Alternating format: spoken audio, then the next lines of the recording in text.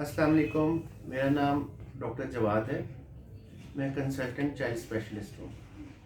कुछ माएँ शिकायत करती हैं कि उनका बच्चा बहुत ज़्यादा दूध फेंकता है या दूध निकाल देता है या बहुत ज़्यादा उल्टी करता है। कुछ बच्चे दूध पीने के फ़ौरन बाद निकाल देते हैं और कुछ थोड़े वक्फे से दूध फेंकते हैं। कभी कभार दूध मुंह के अलावा नाक से भी आ जाता है। दूध फेंकने के मसले को स्पिटिंग अप कहते हैं। 3 से 4 महीने की उम्र में ये ज़्यादा होता है, फिर आहिस्ता आहिस्ता कम होते हुए 1 साल की उम्र तक ख़त्म हो जाता है। माएँ स्पिटिंग अप को वॉमिटिंग के साथ कंफ्यूज करती हैं। वो समझती हैं कि हमारा बच्चा बार बार उल्टी कर रहा है। स्पिटिंग अप और वॉमिटिंग में फ़र्क ये होता है कि उल्टी करते हुए बच्चा ज़ोर लगाता है और धार की सूरत में दूध दूर जाकर गिरता है, जबकि स्पिटिंग अप में अमूमन बच्चा डकार लेता है और दूध बाहर निकाल देता है। इसमें धार नहीं बनती। दूध फेंकने की बच्चों में मुख्तलिफ वजूहात हैं, जिनमें सबसे कॉमन ओवर फीडिंग है, एक वक्त में ज़्यादा दूध पिला देना। इसी तरह एरोफेजिया, दूध पीते हुए हवा बच्चा निकल लेता है, जो कि बाद में दूध फेंकने का सबब बनती है। इसके अलावा कुछ बच्चों में दूध से एलर्जी होती है, जिसे काउ मिल्क प्रोटीन एलर्जी कहते हैं, जबकि कुछ बच्चों में लोअर इसोफेजियल स्फिंक्टर मुकम्मल तौर पर मैच्योर नहीं होता।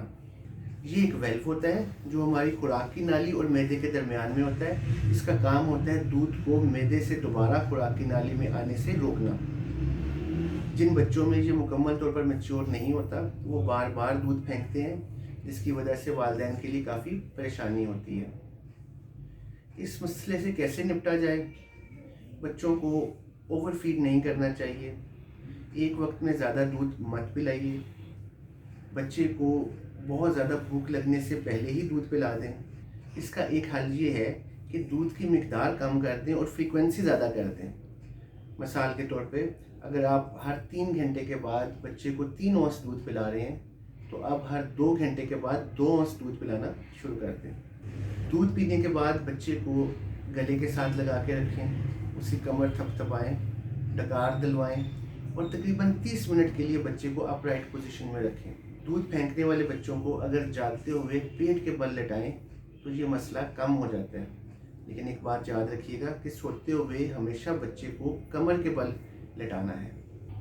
इसके अलावा अगर बच्चे की कॉट या बेड को सरहाने वाली साइड से थोड़ा ऊंचा कर दें तो उससे भी ये मसला कम हो जाता है। कुछ इन्फेंट फार्मूला ऐसे होते हैं जिन्हें एंटी रिगर्जिटेशन फार्मूला कहते हैं, उनसे भी बच्चा दूध फेंकना कम कर देता है।